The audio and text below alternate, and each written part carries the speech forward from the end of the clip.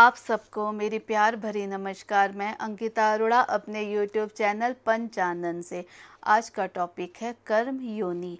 किस तरह के कर्म करने से हमें कौन कौन सी योनि प्राप्त होती है, कौन से कर्म अच्छे हैं और कौन से कर्म बुरे हैं।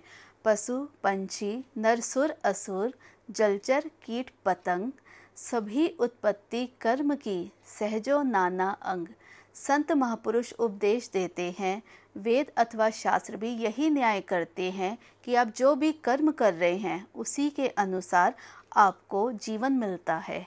जैसे जो भी आपके कर्म होंगे, पशु पंछी मनुष्य देवता राक्षस, ये सब योनियां अपने कर्मों के हिसाब से ही उत्पन्न हुई है।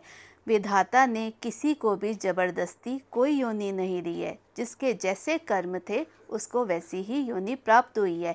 जैसे किसान खेत में जिस पदार्थ का बीज डालता है उसी पदार्थ के फल फूल उगते हैं। अगर आप जैसे कर्म करेंगे आपको उसी के अनुसार अपना नया जीवन मिलेगा। अच्छे कर्मों का हिसाब ही मनुष्य देह को प्राप्त होता है।